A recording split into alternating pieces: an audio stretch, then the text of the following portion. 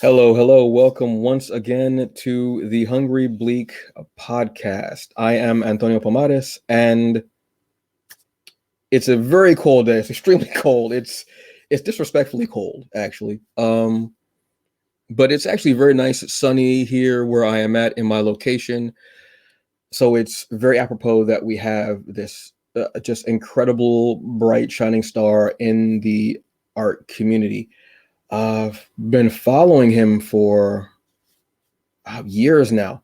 Just I don't even remember where I first saw his art. I think it was on IG. It was maybe a post on his comic Blackguard, and art just caught me. Then I saw the action figures. I was like, okay, oh, all right, bet. Then I saw the art that he does of wrestlers, and I said, wait, hold on. Let me take a moment and let me see what's going on with this. And the art is just amazing. Little known fact, or kind of somewhat, I don't know if it is. I'm a wrestling fan. I'm a big wrestling fan.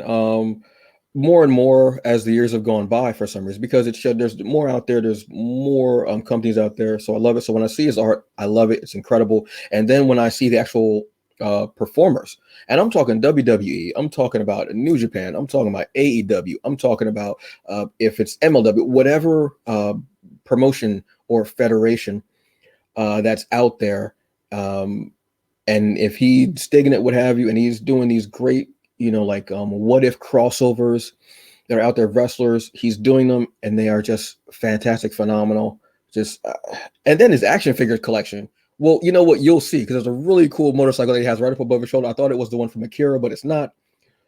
It's one that Baroness rides, but still, it's awesome. It's cool. Just like this individual, ladies and gentlemen, non-binary, gender fluid folks, this is Willie Smith.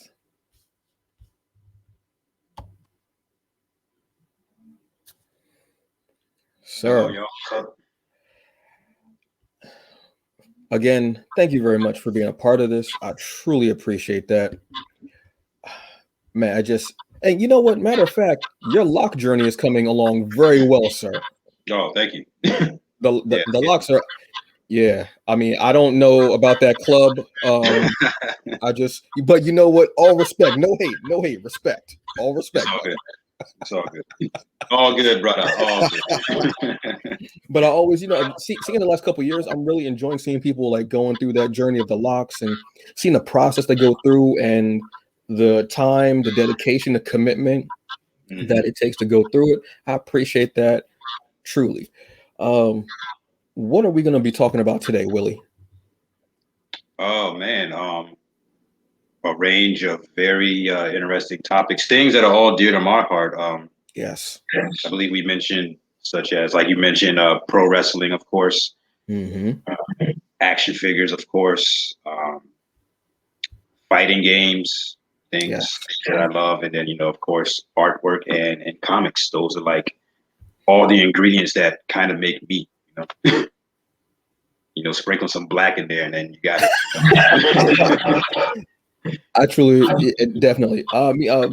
Fighting games for me, like I haven't. I'll be truly honest with you. I haven't played a fighting game in years, aside from the WWE games, because I do want to include those into fighting games. They're a little bit deeper because you're getting story and you're able to create. Right. But it's still a fighting game at its core. But I mean, what are some fighting games that have hit you and you go, damn, yeah. Like what have been some for you? Oh man. I mean, of course, there are always the classics. I remember like my first experience with a fighting game was, I think everybody's, was Street Fighter 2. Oh. My uncle Fred, for whatever reason, like he just had a spare copy of Street Fighter 2. My brother and I, we had a Super Nintendo. But then he had Street Fighter 2. It was such a range assortment of games. It was Street Fighter 2, and this other game called Vegas Stakes, which is like a gambling game. And then I think it was The Legend of Zelda. Wait, that's so wild. Yeah, All it's a right. very odd. Especially now that I'm older, I look back. I was like, what were you doing with all three of those games? Like they have nothing. And like, I don't Yeah. think he gambles. I don't think he's into martial arts, and I don't see him as a fan. So I don't know why he hadn't. Well, I guess it makes sense why he gave it to me and my brother because he just came by the house one day. It's like, y'all want this game on Super Nintendo? It's like, it's free games. Yeah, we'll take it. Wow. So All right. my brother, he went towards like he for some reason he liked that Vegas Days game. Like he would be up at 6 in the morning playing that. Mm. And they played like the Legend of Zelda game. We would both play that one, but I really got into Street Fighter, and I don't know what it was, man, but just I think it it was good for my attention span because with a fighting game you can play it for like 20 minutes and then just you're done. You know, Mm-hmm. there's no save points or nothing like that. But Yeah. as I got older, the more I think about it, I was like, I think I just always enjoyed the idea of combat, which explains why I like wrestling so much too. But like the stories in a fighting game and in a wrestling match are pretty much the same. It's two people trying to outwit the other until one of them is able to land the final blow and you know gain that victory. So for me, it started with Street Fighter 2,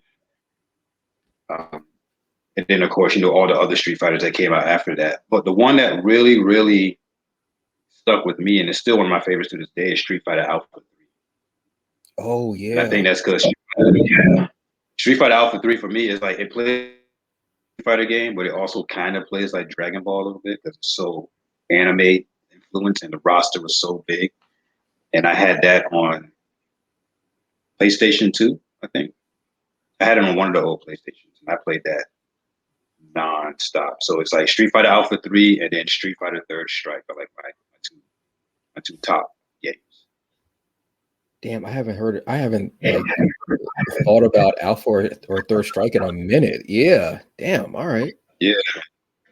Yeah, Third Strike, because Third Strike is almost like the opposite of Alpha. It's like it's so much, Mm-hmm. it's more grounded, way more technical. And I think just I like the balance of both of those. And one day I was looking over my old video game collection, just thinking about it. I was like, man, all I played in high school was fighting games and wrestling games. That was so when I look at my artwork now and it looks like Street Fighter influenced wrestling, I was like, well, yeah, of course, you know. Yeah, it definitely was there. Yeah, Yeah, subconsciously, I did not realize it. oh, definitely. Same for me with Street Fighter. Yeah, my like first one was like Street Fighter 2. It was that there was this Chinese food restaurant near me, and there was a video store. That's how old this is. There was a video store, and I it was remember those. legit, and it was legit VHS, and it wasn't Yeah, like Blockbuster. It was like Laser Video or something like that. I don't know. yeah, yeah. They always had the knockoff ones too. Exactly. Yep. Exactly. But they had in the Chinese food restaurant they had Street Fighter 2 and another game. I can't remember what it was. But after like school, everybody would go over there. So when I moved, like I was, new kid, whatever, and they're like, oh, well, you know what? We go hang out here after school. I was like, oh, all right, cool. First off, you can get like the lunch specials were $5. So you could, and the plate was like huge. It was like Nice. obscenely huge, and it was just all rice. And I'm like, okay, bet. So $5, get that, then you can go play. And they would go over there and play. And I was like, all right, cool. And I'm playing, because back then, you put a quarter up there, and then you got next, Yep. whoever wins, and everybody wants that first player spot. I don't know why, whatever. So yeah, I remember playing. I'm like, yeah, damn, this is really good. Then when I got I think a Super Nintendo, I want to say, then Nintendo 64, just got into it more. Like those were the games that you would buy would be Street Fighter. Then I got into oh my god, Killer Instinct, Ooh, which was yeah. different for me because it was like the 3D computer animated, but still kind of like a cartoonish, almost slightly anime kind of feel to it, maybe. Right. And Right. and it was the first game I know of that came with a soundtrack. So I was like, wait, what? Yeah. I was like, all That right, soundtrack was nice. dude. The one I played the most out of was I can't remember the character's name, but he was the werewolf character. Saberwolf. Yes. Thank you. Yeah, something about that. I don't know what it was, man, but it was like, and when he would howl at the end, I loved it. Absolutely Yeah. loved it. But my favorite person to play with was Django, or and the boxer. Oh man. TJ Combo. Yes. Woo. Dude, there's nothing better than uppercutting somebody like 150 times and knocking them off a mountain. Like I was just like, Yeah. wait, hold on. Dude, this is so extreme. Where's it? But I loved it. Yeah. It just had a great feel. Then the second one blew my mind because it was on the 64, and I loved the barbarian character, caveman character, because he would actually call down meteors and such that would rain down. Oh yeah. Yeah, And yeah. and I started thinking, wait a minute, is this the meteor shower that killed the dinosaurs? Like maybe I got a little too deep into it. I don't know. But those were games that hit me. Then I got into Tekken. Yeah. And the Street Fighters, yeah. There was a knockoff game that was like Street Fighter. Can't remember the name of it, but I played that it was something Warriors. Oh. But I it was know like, what you're talking about. I can't remember yeah. the name of it, but I Yeah. know what you're talking about. Then my mind was officially blown when I played Samurai Showdown. Ooh. Couldn't tell me nothing because that was the first game where I played with weapons and you can knock them out of the person's hand. Mm-hmm. And you also had animals. Yeah. Yeah. I played it in the arcade. I bought it at home. I was like, look, it doesn't matter. And then they opened up an arcade near me. And I was like, ooh, so I would get like a $10 roll of quarters. Yeah. And I spent the whole day in there. And there was one fighting game, I can't remember the name of it. It was a little bit similar to Tekken, but with weapons, and you can knock them out of a person's hand. For the life of me, I cannot remember the name of it, but it was my favorite game. Sucked at it, admittedly. Got beaten within like 3 rounds, but I had so much fun playing it, I didn't care. So it just, yeah, so those kind of really were the games that did hit me. Yeah. Like Street Fighter really was a lot of our age group and generation, such like that. A lot of our first like foray even into video games. But I think like this and maybe Final Fantasy and Resident Evil. I want to say those 3 games, being 3 different genres too. Yeah, wow. Damn. You make me really think about these games now, seriously. Yeah, and it like Street Fighter especially, like it's become such a staple Mm-hmm. in pop culture. Like Oh yeah. like Ryu and Bison and Guile and especially Chun-Li, like they're almost as recognizable. I'm not saying they're on the same level, but they're almost as recognizable as like a Batman and a Flash. So much that like they got vinyl pop figures and you can see a vinyl Ryu next to a Superman like in the store. And people know who both characters are, and it's kind of cool that was something that started with our generation and we're getting to see it grow and become its own franchise the way Superman and Batman did, all those years ago. Like our generation, we kind of have our own franchises too, such as Street Fighter, Ninja Turtles, G.I. Joe, and all those things. Like these are things that are still around almost 30 years later now, and they'll probably be around they'll probably be around after we're gone. Mm-hmm. That's just amazing to me.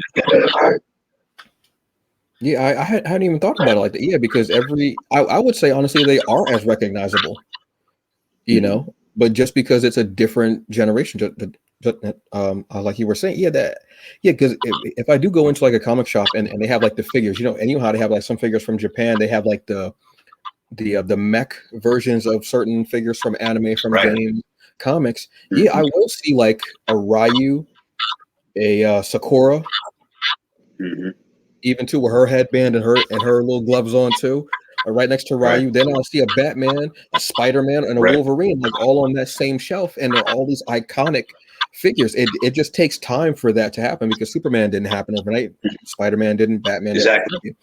It is that thing. So yeah, seeing those characters become iconic across the world. Like if you go anywhere and you wear a Ryu shirt, somebody's gonna know it. They might not point out and go, oh, but they know who it is. Right. If you see, like, even, you know what? You are completely even more correct, because if you see a shirt and it has the joypad directions Yeah. of an uppercut or fireball, people know. Yeah, Mm-hmm. yeah. Imagine being that iconic where people know your movement, and your movement actually Right. is like the staple for all the moves in other video games, similar to Right. yours. Right. Damn, that's wow. That's some, and that's like rooted, like that. You can't take that away. Like that's forever. It's like when I saw Spider being spoofed in Family Guy, I was like, oh damn, yeah, they're there. Like they're there now. Capcom Yep. is at that level. Yeah, exactly. And I mean, yeah, I mean, they have so much else, but I mean, Street Fighter is that base, is that everything kind of grew from there for the company. Because when you hear Capcom, Mm-hmm. first things you think of is Street Fighter. Right. Yeah, and even Like like, Street Fighter, yeah, Man, and probably Resident Evil. oh yeah, Like those yeah, are probably like the main three.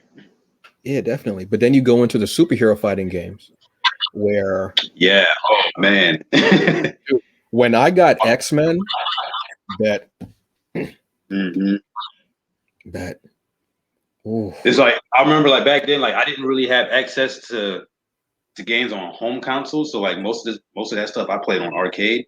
But mm-hmm, my brother and I, we were just talking about this the other day. It was like, man, remember the first time we walked in the arcade? We were on a field trip. I think it was like a church field trip. We were out of town. We walked into an arcade and we hear the announcer go, X-Men versus Street Fighter. And we're like, what? ooh, mhm, What? And we're looking for it and we see it and we're seeing X-Men and Street Fighter fight on the same screen. And like back then there was no internet. So we didn't know that this thing existed. We just walked in and saw it. We're just like, yo, what is this? What is this? And we were just mind blown. mm-hmm. That was such a crazy time. I was like, stuff like that is probably what helped elevate the Capcom characters too. You know, when you're in a crossover video game, which was probably the most popular cartoon at the time, the X-Men cartoon. Mm, Yeah, now everybody who did be was, now they know. yeah. Yeah, yeah, yeah. You know what? It has to be because the costumes that they used were the ones from the '90s series. I think they even had the same voice actors from the cartoon doing their voices too. Yes. Oh, so yeah, you're definitely right. And Yeah. it was so cool to What be was able that like? to, yeah. Oh God. What was that like being a voice actor and be like, hey, we need you to yell optic blast over and over? It's like he doesn't yell blast in the cartoon. It's like, yeah, but in the game, he has to yell it so they know. Exactly. Also, rest in peace. I forget his name, but I know the voice actor that played Cyclops. He passed away recently. Yes. Yeah. But I mean, yeah, that was one of those iconic like voices too. Honestly, like you knew, like even when you read the memes that are going Exactly. around Yeah. from I want to say Black Nerd Problems. Mm-hmm. When it's the memes like where it's usually Storm, Cyclops, You're and right. somebody else. I hear it in his voice. Like when I read it, I did hear it. I Yep. hear him and I hear Storm especially. You hear those voices Mm-hmm. in there. There's no other way to hear it. There isn't. Right. There isn't. And that's Yeah. what makes it funny too. That's what makes Hmm. it funny, especially like Cyclops' line. It's like, yeah, if Cyclops said that in the cartoon for real, I would die laughing. Oh, if I could get that '90s series with those lines, like little, like I could take like little like bumpers, like in between animated stuff.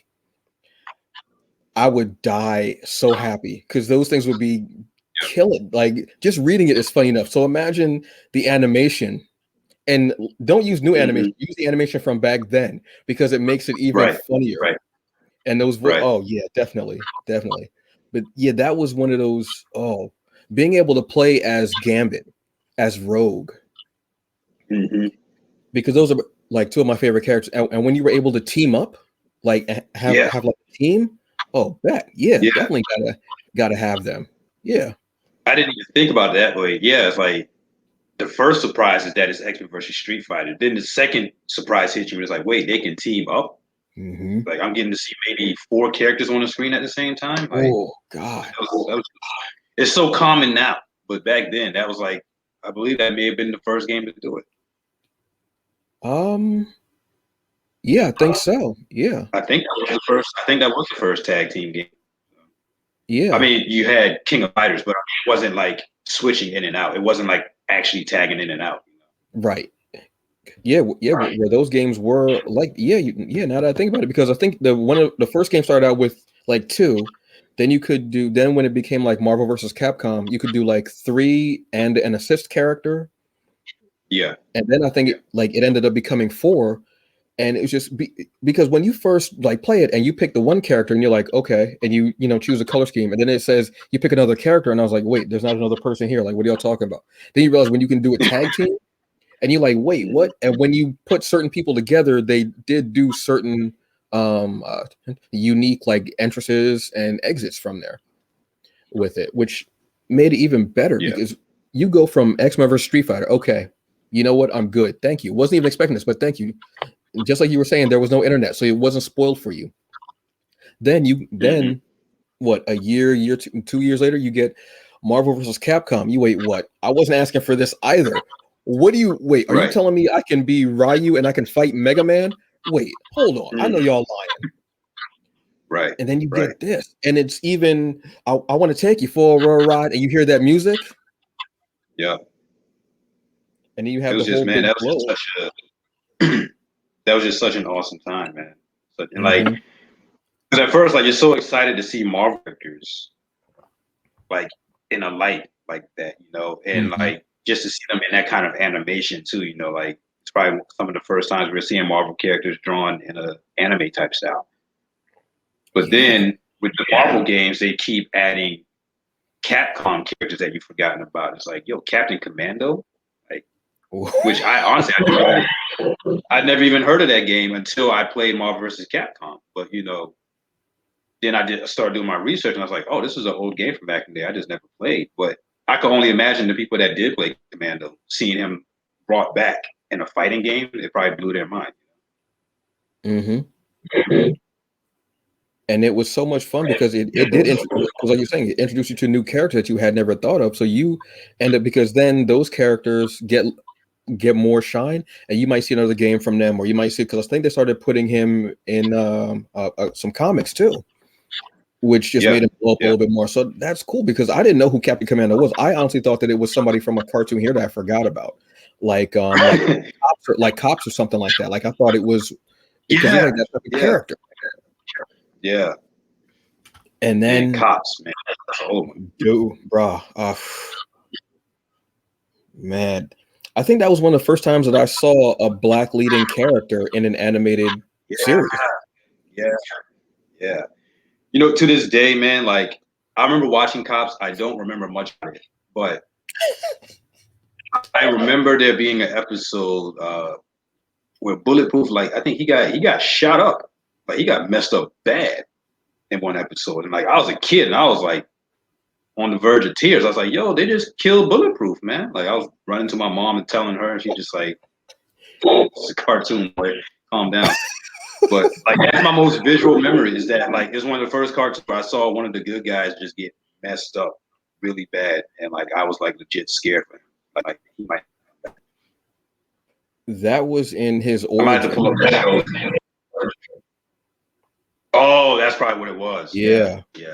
Because he ended up getting like this like titanium or some other special metal like bulletproof vest. Like that was it. Yeah. I think because it was the crime lord, or no, it was the crime lord's hitman. The dude, I think, with the fedora, big gray fedora, like gray pinstripe suit. Forgot his name might have been actually Machine Gun Kelly. That might have been, they might have actually used that name with him. I'm not sure. But he's the one that shot him up. I think he was going to his office to get him, and they shot up BP. And then that's how he ended up like getting that bulletproof vest, like kind of like harness, like grabbed onto his body. And that was the start of the actual cops unit. I want to say, if I'm remembering correctly, because I watched the hell out of those episodes when they came on. If it was on, I was watching it. If it was the beginning or if it was 5 minutes left, I didn't care. I watched it because I knew I wasn't getting any lead black characters, especially not with an S curl. My man had the S curl juicy line. Yeah, man. He did. And I mean, there were only a couple of black characters that were in, like, I think there was trying to remember my man's name from He-Man, Long Arm. No. I can't remember that dude's name. But he had like an arm that like there was like a It was like a robotic arm, and the arm would go out, and it would like snatch stuff and then bring it back. Like, that was, I can't remember his name for the life of me. You know, I know who you're talking about, and I only know because I watched He-Man, but I was real little when He-Man came out, so I don't remember much of it. Mm-hmm. But I was just watching. I know they've been re-releasing a lot of He-Man figures, and they show a picture of him recently, and I was like, "Oh, where? There's a black He-Man? I didn't even know that." You know, and so it's funny that you just brought him up. That was like just a few days ago when I saw that. Yeah, it was. I think it wasn't in the beginning when the series first started. I think it was like maybe the second season, and they started bringing him in there. But it was hard to tell what season, what was seasons back then with animated stuff because they just ran. They just would show every day, so you didn't know when the season began and when it ended. You didn't know. You just watched it. Yep, it didn't matter. Like sometimes you watch like the season run times, and it'll be like season 1 was like 60 episodes. Like, dang. Yeah. And season 2 was like 20 episodes. So I don't think y'all had any order back then. Y'all just put it out. Dude, there was no rhyme or reason. They just churned it out, and if you watched it, you watched it, and if you didn't, they would put it to like Saturday morning so you could watch it then because they knew that you was watching Saturday morning cartoons when they were a thing. Yeah, you know what? You might be able to catch. I don't know if you would even care to watch now. I'll be honest with you, because some stuff doesn't date very well. On Tubi, I think it is. You can. I have Tubi. Oh, you do? Cops might be on there, dude. I'm gonna be honest with you. I'm thinking it is. I think I saw it somewhere. If not on Tubi, maybe even possibly on YouTube.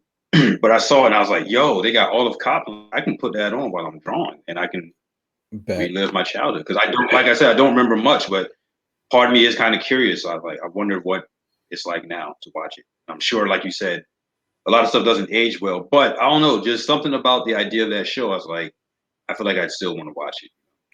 Yeah, it was just so interesting. I mean, like stuff that didn't age well. Like one thing that I love the cartoon, but I didn't even think about it back then because I didn't know about it. Silverhawks. Yeah. My man's name is Hot Wing. I didn't know what Hot Wings were when I was a kid. And I didn't even think about it. And then when I started eating Hot Wings, I was like, wait, this is what a Hot Wing is? Yo, I love this. Then I forgot what it was. And I was thinking about Silverhawks one because I randomly think about animated series, like randomly. And I was sitting there and I was like, wait, his name was Hot Wing? Wait, what? And I got low-key upset because I was like, I had a figure of this cat and I didn't realize it. My parents bought a figure of a black character named Hot Wing, and y'all didn't y'all wasn't trying to. But he was a magician, so I mean, I'm not gonna be mad at it because how many black characters were you seeing like that were doing like magician tricks, like sleight of hand and such like that. So I'm not, but yeah, they could have picked a different name. He even looked like a Hot Wing, like he looked like Frank's hot sauce because he was that orange. Mad as hell. Oh man, my life is a whole lie, man. My life is a lie. Right. I don't remember too much about Silverhawk. Like I think I had a Silverhawk toy. That's the most I remember, and I remember watching the intro as a kid. But other than that, like I couldn't tell you anything.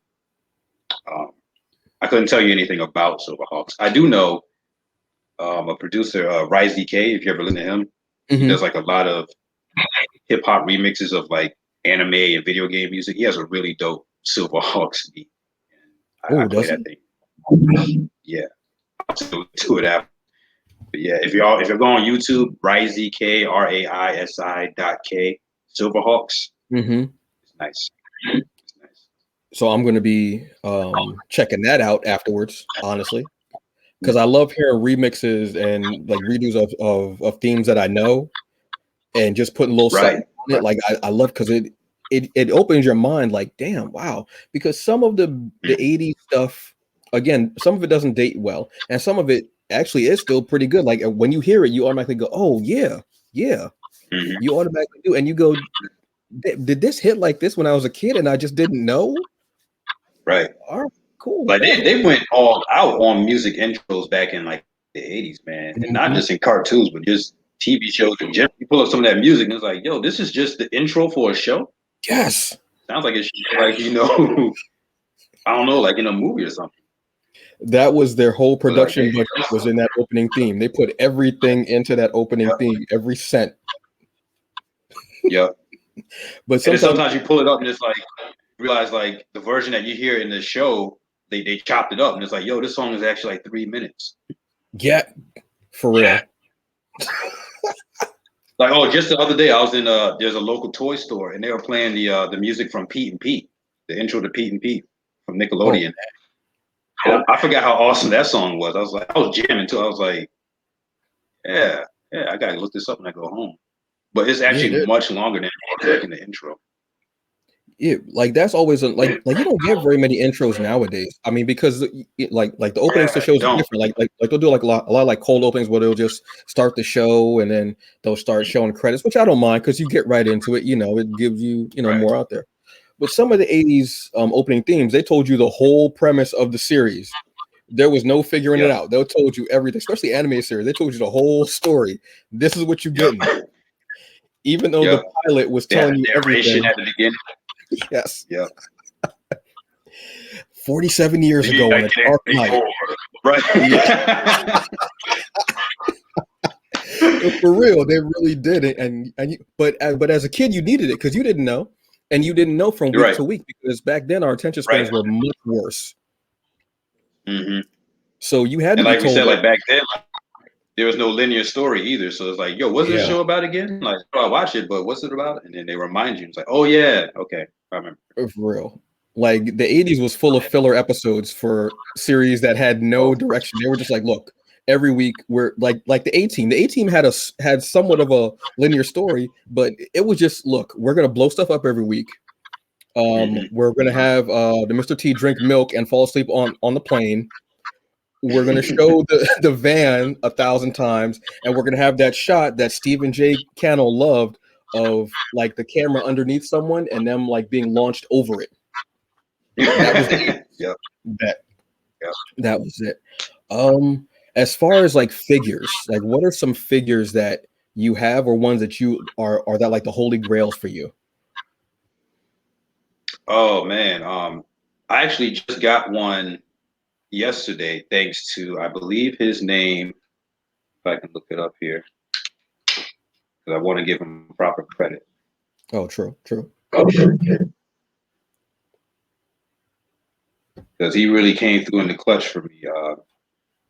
Mad Nerd 912. Mad Nerd 912 on Instagram.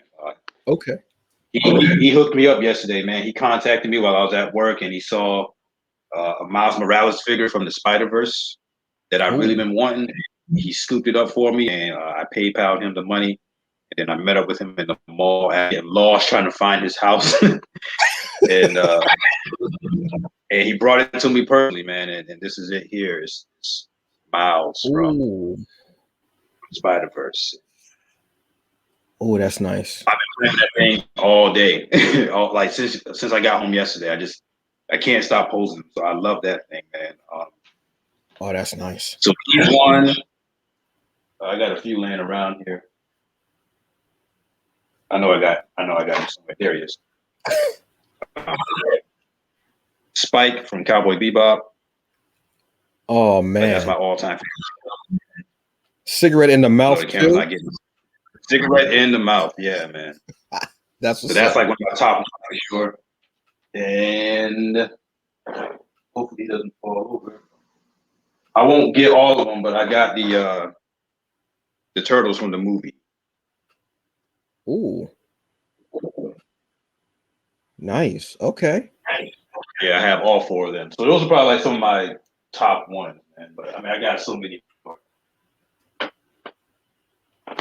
But yeah, like the figure collecting thing, man, that recently started for me. I was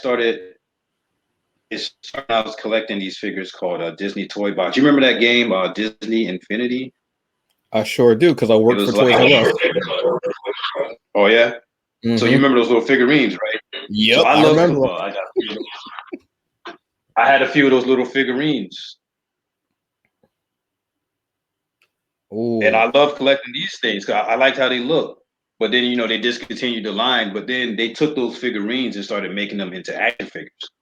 Mm-hmm. So I started buying those, and then that's kind of when I fell down the rabbit hole because I started looking at YouTube reviews of those figures, like especially because some of them like they would show up in the UK before they got over here.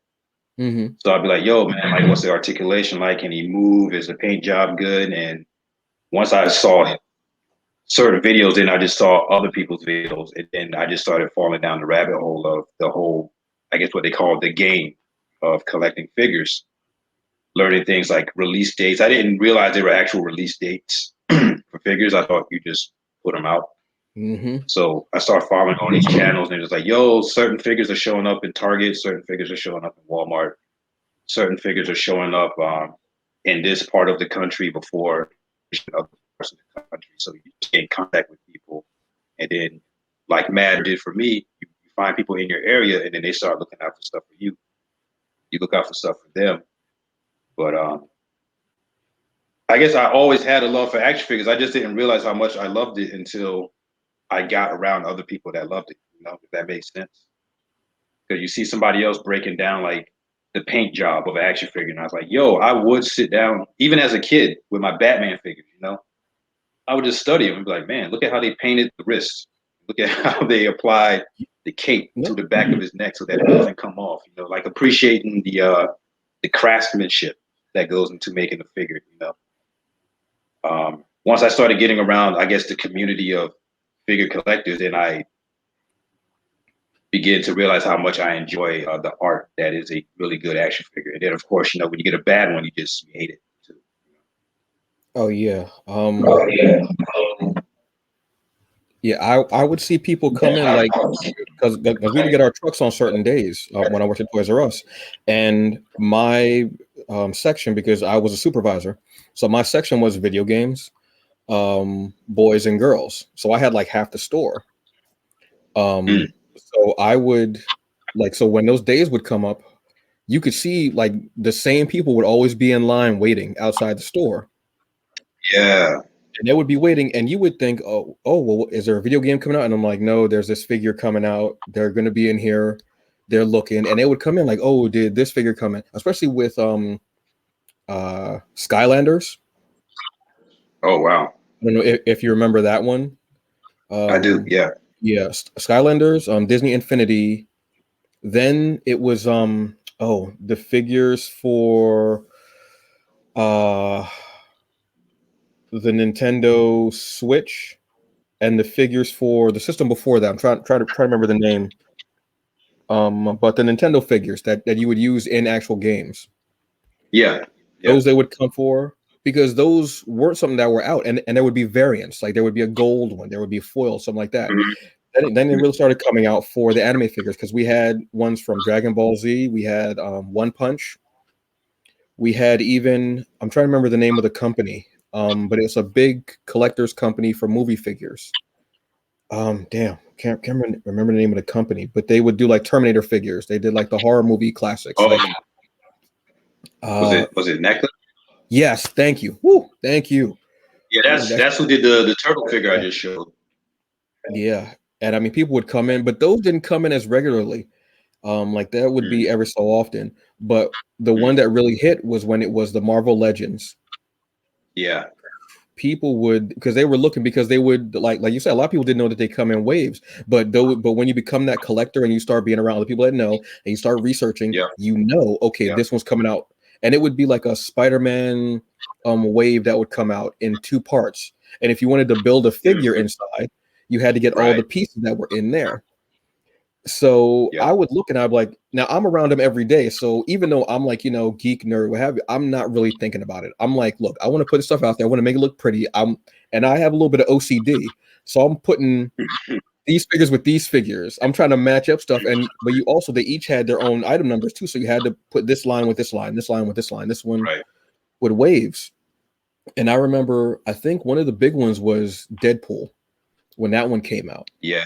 Because they had the Venom Deadpool was in there, and people were going crazy for that. Then people went crazy for, I'm trying to remember what was another one, like anything X-Men. But they started being tired of the Avengers one because there was always an Iron Man in there, and they were tired of that. Yeah. Yeah. So I heard everybody's little gripes about, well, I don't know why they're doing this. I'm like, look, I totally understand you. I don't want to see another Iron Man figure as well, even though I appreciate the character of the movies, but I'm not making it. Right. Brother, I'm not, I promise you, I'm not making these figures. If I was, I wouldn't be working here. I'd be on an island somewhere because y'all Right. giving me a lot of money. I appreciate it.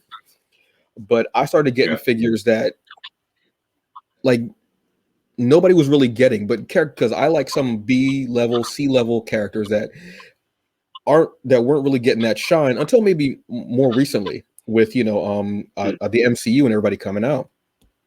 I started going with the smaller Marvel figures. I went with, I think my first one I bought was like Black Panther. I bought a Moon Knight, Storm, Psylocke, Archangel. Those were just dope to me. And then when I started getting into the legends, I was like, ooh, because everybody would get these. Oh, I want Thor, I want Iron Man. I'm like, yeah, okay, cool.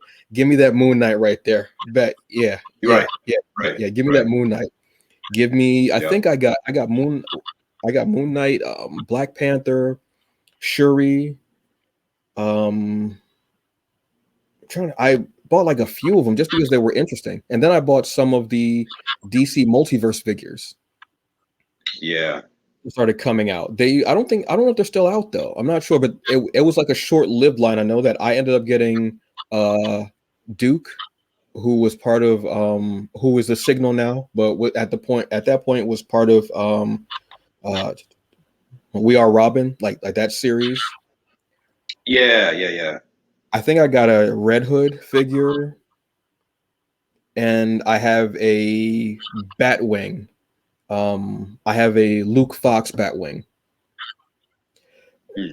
And I didn't play the game, but I did get some of the Infinity figures. I got a Black Panther, and I forgot the other characters that I got, but there were characters I knew weren't going to be worth millions or what have you. Didn't care. They were ones that I liked that had an emotional attachment for me, that I was cool with. Exactly. Like stuff like that, that's what mattered to me. But seeing the people in there, and they are very detail oriented, which a lot of us in the nerd and geek community are. A lot of us are very detail oriented, OCD types, like things like that, where we're like, and they'll hold up 3 figures. I literally would watch them. They'll have like 3-4 figures lined up, and they'll go, "Yep, can I open the box?" I'm like, no, we're not. Right. Look through that cellophane, bro. You're not opening the box. That's too much. That's too much right there. Yeah, and then like looking, and I found it interesting, slightly annoying because they always left a mess too. But I found it interesting that how detailed they were, because they'd be like, okay, I'm gonna go with this one. Some people would be like, they'll be nice enough to put them back because again, OCD. Some people just didn't care. They want to get the figure and go because they were late for work. But because most of them were, like I said, were there in the morning. They wanted that figure and they were happy that they got it. Then they, well, when's your next shipment? It's next week, but we don't know if we're gonna get these in again. But when that one release date would come, they'd be there like clockwork, same people, just waiting outside drinking coffee, and they would start having their own little conversations outside before because they all would be there at the same time, so they knew each other. And then now it's been crazy. Like for me, like just kind of getting into it, and like I watch a lot of YouTube channels, and I see people have those same discussions. Like, man, I got to Target early. And a few of us waiting outside, and I was like, "Man, don't get me wrong, I like collecting figures, but damn, like I don't think I can be doing all that now. It's like I'll just have to catch it and if I don't, But waiting outside, and then they track down like the employees, and they have like I guess like the numbers, and like, can you look in the back to see if you have it? I was like, I'm not about to do all that, man. Like. Did you ever have experiences like that? People showing up with like what they call DCUI or number or whatever? Far too often, bro. I'm sure that some of the comments on YouTube might be about me. I'm not gonna lie. I'm sure them are about me. Because I would be at work at like at like 6 o'clock in the morning, and I'm like, putting stuff out. I'm tired. I'm lifting all this stuff. What have you? I got stuff going on. Like toy stores. It's not what a lot of people think that like somehow a magical elf does all that mess. It's not. People do it. Right. People are putting these toys on the shelves every day, all day. And we got to be there early, you know, doing stuff, what have you. And people would come in. Oh, I was wondering Yeah. if now some people were cool. I was wondering if you had this figure, and I knew my stock because I'm putting it out every day, so I know. And I'm like, no, we actually, and some things we'd sell out that morning of the figures that people were looking Right. for, and then we'd have like some leftover Mhm. stuff. But most times we sell out, especially because they're collectors. They're not trying to send us 20 boxes of it. They might send us 1 or 2, and that's it. Right. Right. And I mean, full transparency, employees got first dibs. So if I saw that figure, I'm like, bet. I want that one. Yeah. I'm not even trying to front with you, for real. But some of And us I were like, understand that too. yeah. And some of us were like, you know what, whatever. Like I would look at figures. Like there were some that I got. I was like, look, nobody else is going to want this figure. I'm getting it. And nobody did ask for the figures that I wanted. So I was cool. Sometimes they would send 2 of a certain figure. Just depended. But yeah, they would come in. Oh, and especially the ones who were the repeats, they knew, and they would be like, oh yeah, I know you got a shipment in today, and I'm standing there like, yeah, what's and they would come, oh, do you have this cable? And I'm like, no, XO, because I would watch people come in and buy them. So I'm again, I knew my stock. Right. But sometimes they would call and they would speak to the other supervisor, and he would put stuff aside and not say anything to me. So I'm like, no, we're well, he said that he put it aside. I'm like, who said? And he would say name. And I'm like, this guy. This similar to the conversation we had before the show. This, oh my God, this. All right. Yeah. Yeah. So I go on back. That's what Exactly. That's when it slips out of my head, and I'm like, all right, bet. So I'm going back and I'm looking. I'm like, I don't see it anywhere, and he'd have it tucked in, hidden somewhere. I'm like, why would you, dude? This ain't like Hyrule. Why are you hiding the sword under everything? Bet. That's my one link joke. I don't know how I just came up with it, but I did. You're welcome. You snuck it in there real nice too. That was real smooth. Thank you. So, and I get them to be happy. Like, oh, wow, great, what have you. And some people were like collectors. Then some people actually worked for like comic stores in the area, because we have, I think now we have 1, 2, like 3 comic book shops in like a 10-mile radius of me, maybe 15 possibly. So they would come in and they would buy the stuff and they would sell at their store. Okay, not mad at you for that, you know, because you're not getting it in, what have you. We're more likely to get it in. But yeah, they would come in. Oh, it's under this number, and I'm like, I know what number it's under. I'm here every day, dude. I totally know. I know. But it was just funny. It was funny to see like the guys from Comic Book Men, because that's in the town next to me, Red Bank, like Kevin Smith and all those guys. Oh wow. Yeah, like View, like yeah. So Red Bank is actually where I was born and partially raised. And I knew where View Askew was as a kid. It was in like where it was at. I didn't know like what View Askew was, but I knew where it was at. And the comic shop, I believe actually Secret Stash has moved locations. I think it's like down the street or something like that, but still in the same area, but down the street. But I would see those guys come in. I'm like, oh, hey. And when I was watching the show, because again, it was about comic books and it was a local show, I stopped watching it because it went down a road I didn't care about. So I just stopped watching it because it just bored the shit out of me. I'm gonna be honest with you. Yeah, no, same. Bruh. I could, yeah. I don't get watching it sometimes. So. Like I would be dead like bored. And I'm like, this is nothing what I thought it would be like. And I shouldn't have expected it to be like what I wanted. I shouldn't have expected. That was my fault. Honestly, that was my fault. It's like there's some episodes I'd be watching. I was like, I could just go to a comic book shop and hear this exact same conversation if I wanted to. Y'all get paid to do this? All right. Bet. Or stay in your house and just go on Facebook and just see it in the damn group. True. Because that way I can just stay in my pajamas, have my snacks, and watch this conversation unfold that I've heard a million other times. True. Very true. But it was just cool to see them come in and look for stuff and talk to them and say hi, what have you know, and everything. And I remember like some of the people there like didn't know, so they were like, "Why do you always say hi to that person? Like why did you congratulate them?" And I'm like, "Oh well, they have a TV show and it's called Comic Book Man, and it's based on Red Bank." And they're like, "Oh really?" I was like, "Yeah." So they would like ask to take pictures and everything. And I'm like, you don't even know what the show is. Why are you taking pictures? That person's not a celebrity to you. Why are you taking pictures with this person? That's all right, whatever. People are weird, man. Far too weird. Far People are too weird, so bro. weird.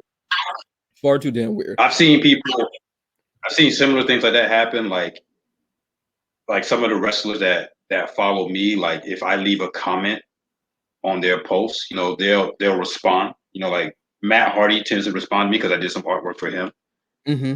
And next thing you know, like him responding to me and like my comment, like the interaction he and I would have like just a bunch of likes. I'm just like, why are y'all liking this? And then next thing you know, those same people are sending me friend requests. It's like, you don't even know what I do. But because you saw Matt Hardy reacting to my comment, it's like, oh, well, you must be somebody. It's like, and then you check the videos. Like, I don't even think you're into like art, or I mean, honestly, like wrestling. But it's like, I don't know why you just sent me this friend request, or asked to follow me or whatever. It's weird. It's weird, man. It's very weird. It's like people will look for if you're like even adjacent to something.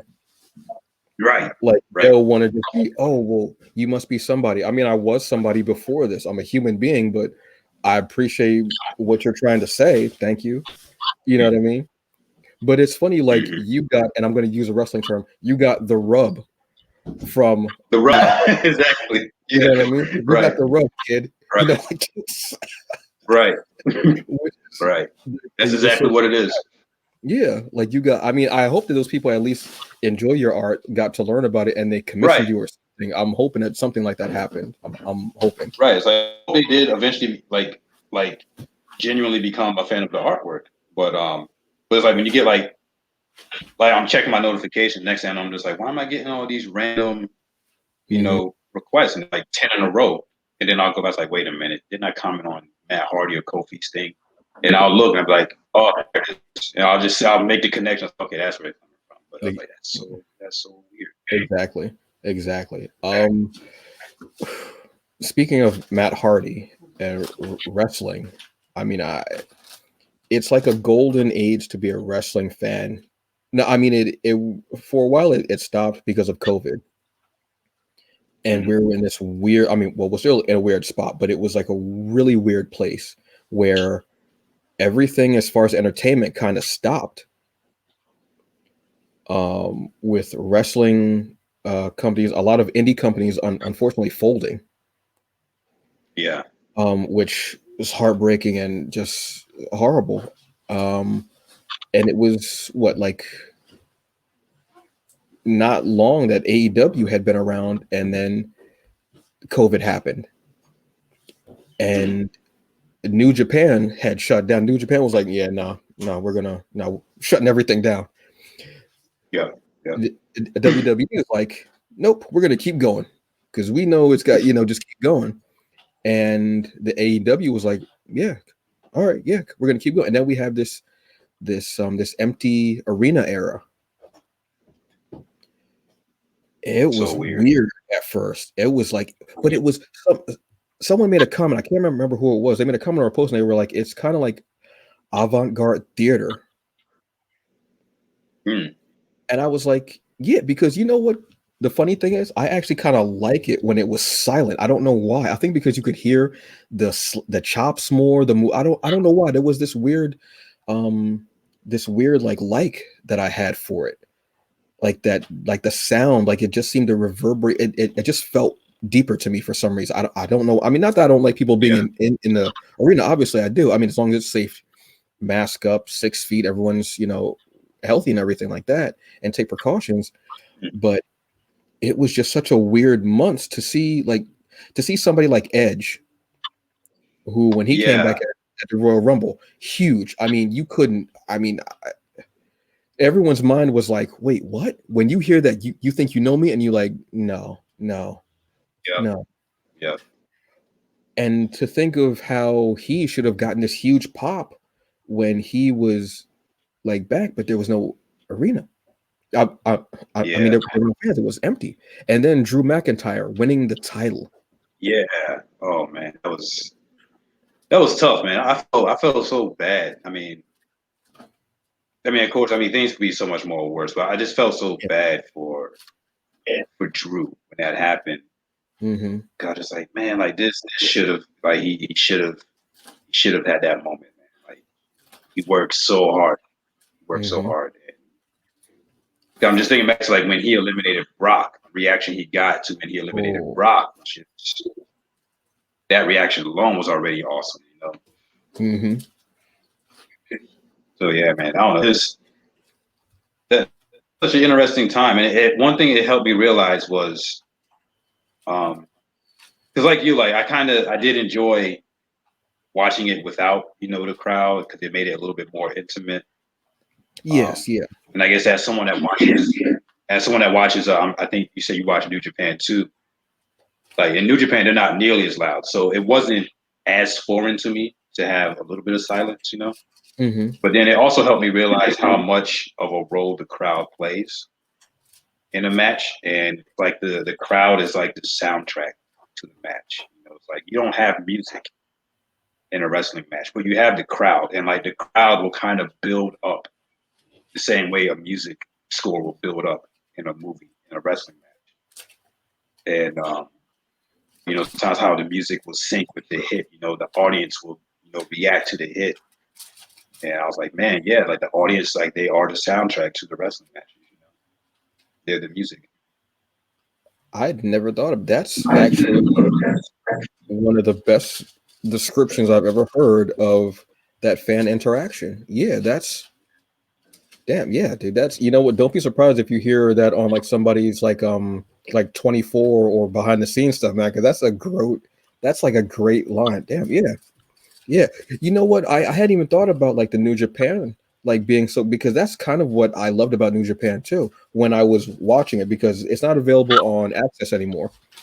Since they lost their TV deal and they started doing Impact. But yeah, but you knew something special happened when the crowd did make a sound in New Japan. Yeah. Yeah. You knew when there was a move that everybody was like, wait, what? Because New Japan is just like, when I started watching it on Access, I was new to New Japan. Like I knew about it, but I'd never watched it. And I think the first thing I saw was, I was like, oh, so this is like really faction heavy. All right. And watching like the WWE that doesn't do factions really. I mean, not until recently more, but for a long, they were faction heavy. And such like that. But seeing it, I was like, oh, and then I'm like seeing like Bullet Club, and I didn't know what that was. Like it was all new and it was all sensory overload, because I'm like, I don't know any of this stuff. I don't know what's going on. I have no idea. All I know is that people talk about Japanese wrestling a lot. So if I have this opportunity to watch it, I'm gonna watch it, and I'm watching it, and I'm like, whoa, this is so. Wait, what? And I'm so caught off guard. Then, and at that point, I think they were showing them like months after. You know what I mean? Yeah. So I was like 2 or 3 months after. So everybody already knew what was going on. I didn't care if I did know. I still wanted to watch because I wanted to see what was so great. And then seeing some of the things that they were doing and that Japanese strong style. And I started seeing matches with Shinsuke Nakamura, who I loved hearing Bombaye. I loved hearing that. Oh my, I would that. Seeing Carl Anderson in Bullet Club, where he would actually do the machine gun thing and let it rip, and Doc Gallows, and seeing everybody there, seeing the Rainmaker the first time. Zuska, and seeing him like he does have one of the best drop kicks. It's just amazing. Seeing all of this, and then when it started showing them more currently, it would be maybe like a couple weeks after. Then they started being more in sync, where they started showing the shows, like the big, like my first time seeing Wrestle Kingdom, I was like, oh my god, I was like, this is. I felt like I started to know what that rarefied air was that people start like always talk about when they talk about New Japan. I was like, this is so different, and then I realized, because I didn't know that that's where AJ was when he left Impact. Well, it was TNA at the time. Now, I didn't know that's where he was at. But when I saw him come back to Impact, and he had like the coat and he had the hood up and he had like the scruff and he was different, and I was like, whoa, this AJ is so wow. And then I realized he was part of Bullet Club, and seeing what he did there, I'm like, these matches are ridiculous. Then seeing Finn Balor, who was Prince Devitt at the time, seeing how Yeah. just much of a I love that grimy ass character he was, and the way he would Yeah. knock Yeah. people out. I'm like, this is the guy who smiles all the time. This is the same dude. Yeah. Are you serious? That's what gets so frustrating sometimes when you watch Yeah. when I watch WWE, because like I know what these guys could be. Like I'm not Mhm. saying like let them come on WWE and cuss people out, but it's like the way Finn is now in NXT. I was like, okay, yeah, this is closer to what he was in New Japan. I was like, but imagine if you had that version of Finn on the main roster. You know? Oh, And also, part of me is kind of scared. Maybe it's better that they keep him in NXT. I feel like maybe NXT is where he's allowed to do that. You know, but and yeah. same with Nakamura. I know a lot of people like that. Their first exposure to Nakamura was they didn't even see his NXT run. They just saw him show up on Mm. SmackDown. And I was just like, man, I was like, I'm not trying to sound like that wrestling nerd, you know, but I was like, you gotta watch his New Japan stuff. Like, you gotta watch his New Japan. And it seems like they're only just now, within like the last few weeks. Like, I think I just shared it on Instagram. Like, Shinsuke did a whole promo, not promo, but like a little backstage interview. Mm-hmm. And it's like times he actually referred to himself as the King of Strong Style. Like, he's like, I am the King of Strong Style, and I'm back. And I was like, thank you. Like that's what we miss, you know. At least for me, I miss the King. I miss the King of Strong Style. I miss, you know, I know it's Kinshasa now, but you know, Boom-Aye and just kneeing people in the face. And if I could be a real wrestling nerd, like, excuse me, the thing I love about with Shinsuke and his finisher is like he has so many versions of it. It's not like the same setup every time. So like he has so many versions of it. Sometimes he hits it and then he wins. I was like, wait, was that? I was like, oh wow, yeah, that was the Kinshasa, but he just hit it from he and slid his knee to your face, or you know, he caught you in the turnbuckle and like hit you that way, or you know, he jumped off the turnbuckle and hit you with it. And I love that. And then it's like in WWE, like they, I don't know if it was. I mean, I'm not going to be someone who thinks they knows everything backstage, but it seemed like his style got very simplified. And if I can bring it back to fighting games, it's like they took his move set from King of Fighters and tried to make it fit into like a Marvel versus Capcom game where you only have to tap a few Mm. buttons to execute. And I was like, his move's so deep. And I was like, why are y'all trying to simplify it so much? It's like only now recently is he getting back into that deeper move set where he can hit Sasha from like any kind of angle, and he doesn't have to do the exact same setup where he's in a turnbuckle and you know he does like a little figure thing and then runs. You know, he can sometimes hit it as a counter. He can do it from the turnbuckle. He can do it on the ring apron if he needs to. And I was like, I always love finishers where you can strike it from any kind of position. I just kind of went off on a tangent. No, no, no, no. You're totally fine. You are. I think like I've only like talked about wrestling with one other person.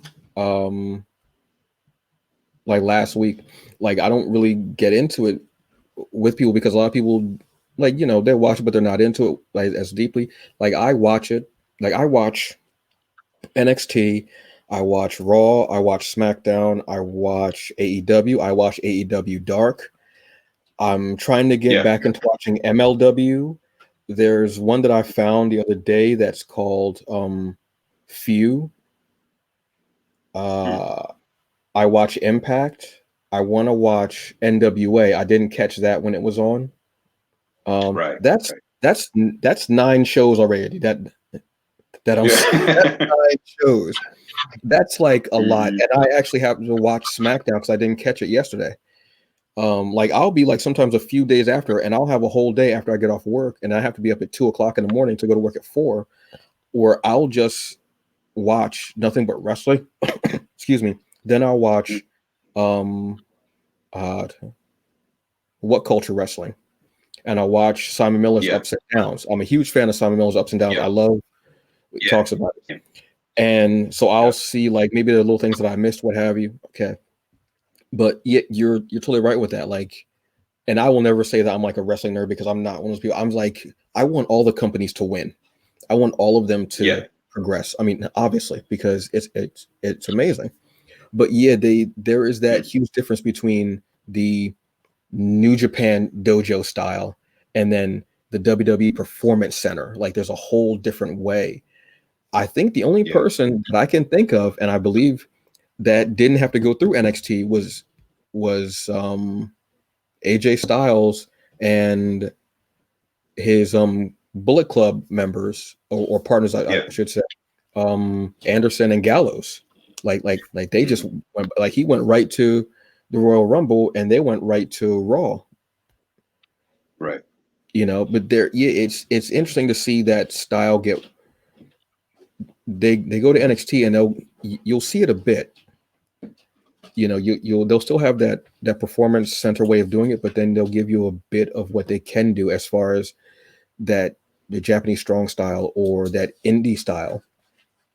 And then when they get to Raw or SmackDown, I refuse to call it the main roster. I refuse. It almost demeans NXT, which I don't like. Yeah. You know what I mean? Yeah. Yeah. And I understand why people do it because yeah, like at one point it was the development. It still is the developmental, I want to say, but it's still a brand as well. Yeah. You know. Plus, I mean, it's just they put shows on equally, if not sometimes even better, in my opinion. So yeah, to call one a main roster and one the other, it's like no, that's totally true. being Like their pay-per-views are way better and shorter. I feel that's, and I Yeah. love that. I think that's a part of it too, because it's smaller, Mhm. you have to make sure everything on it has to be good. You know, whereas Exactly. like if it's longer, well, we can have some dead air. You know, it's just an unfortunate side effect. But with the NXT shows, like you get 5 really good matches. You know, like Yeah. I'm totally down with it. Just getting 5 really good matches. You know, 5 really good matches that were built up over the course of a month. Not 8 matches and like 3 of them were announced the day of the pay per view. Yeah, exactly. Exactly. Which is that drives me nuts. But again, I'm not a booker, I'm not an agent, I'm not a production, so I don't know what what went into it. So but I still do go, okay. But sometimes, and this has been said before, WWE, as far as like Raw or SmackDown, sometimes they can be the best when their backs are up against the wall and they have to perform. Like when there was that whole Saudi Arabia thing and the plane wasn't going. Yeah, It was before Survivor Series and they got invaded by NXT. That's one of my favorite episodes. Yeah. Well, SmackDown has been Yeah. better than Raw recently. And I Yeah, want to say SmackDown's been great. yeah. And I want to say it's because they're trying to put a lot of the people, the underutilized people, over and make them really great. But they have those shining moments when you're like, oh yeah. But then you go, oh no. And it's sad because Right. if they would let the reins loose and let, no pun intended, of saying letting the reins loose, but Right. you know what I'm saying? But they can be that. But I want everyone to win because I love the performance. I love what they can do. I love the different styles. Whether you have somebody who's technical, like a Drew Gulak, who is just, he can be funny and he can wrestle his ass off. I mean, the guy has both, and he can be menacing as well, like when he was on 205 Live. Or if you have somebody like Ricochet, let him loose, let him do him. Yeah. You know what I mean? This guy is. When I saw him do, I'd never heard of a double moonsault, and I said, "Wait, what the hell is that?" And then I saw it in War Games. I was like, that's not possible. That's not, no. That dude is a living cheat code. That you shouldn't be able to do that. You shouldn't. And then, but I think each company, as far as outside of WWE, is finding their niche, and they're like, okay, this is what we do. This is what we do well. Like Impact doesn't care. Impact talks about everybody, and they say outwardly like whatever. They'll make jokes about WWE that if you know, you know. If you don't know, it's cool, but it's still funny. they reference everything, and they found their niche, and they have a great balance of their men's and women's division, which WWE is getting better at. NXT does a phenomenal job of it. Actually, they do a great balance of women's and men's. AEW, not they got to work on that with their women's division. That's their one weak point, in my opinion. Yeah. Like, they need to find a better balance of the women's division, and because I feel like we don't see what's it, Sheeta? Yeah, we Sheeta. We don't see her enough. Imagine Kenny not being on a episode of AEW. It's like, or Moxley when he was champion. It's like, even if it was just a backstage interview, you always had the presence of your champion in the show. Yeah. But I mean, it could be sometimes 2 weeks. I don't think Sheeta was on this week's episode. No. Dynamite. But Britt was. And I mean, I love Sheeta, but I'm just looking at Britt. I'm like, that's your star. I mean, in my opinion. Again, I'm not claiming to be a booker. Just from watching the show, I see her get way more opportunities and time on TV, and I don't see Sheeta as much. And then it's like when she has a championship match, I'm like, okay, I'm going to watch, but I haven't been following a story with her. But I have been following Britt all this month, and I kind of want to see what she's going to do next. Exactly. Well, you haven't been following the story. Have a story. Right. Right. And it's sad because when you do get that match with her, you get it, and then she's gone. Like, you don't hear or anything. And I think a lot of times, when it's a performer who English is their second language, or they don't do English as well, a lot are afraid to put them out there, have them on the mic, or do what have you. You know what I mean? Which is sad because Sheeta has she has this definite like kind of charisma to her and such, and she great wrestler, but they don't. But yeah, Britt is the star. Britt is a star, but right. I want to see more of Britt. I want to see more of they're starting to give Red Velvet some shine, but it's with the whole Shaq thing. And Jade Jade Cargill. Yeah. Who I haven't seen her in matches, but I want to see what she can do because she looks like a phenomenal performer, and she has like when she walks on, like your eyes will automatically go to her. Like it could be like the stage could be full of 30 people. Your eyes automatically go to her. She has that presence to her, and she's muscled up like from here to eternity. So I want to see what she can do as far as that. But they have a varied roster too, as far as they have this deep women's roster, and you see more of them on AEW Dark. Right. Which is one of the reasons why I watch it, because you see a lot of them. You see a lot of Team Taz, which Taz is found. The commentary Taz on that commentary show. I love the commentary between him and Excalibur. Yeah, dude, that's like everybody talks about. That's the reason to watch Dark. The matches are almost secondary to the commentary. The commentary is, and the way they like that one show where he said, "Well, his name is Tara. Wouldn't it be great if is Rising?" And they're like, "Oh, well, shouldn't they make his first name Tara?" And it was, never mind.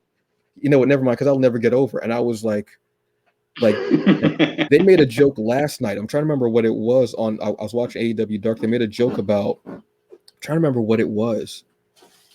It was something about TNT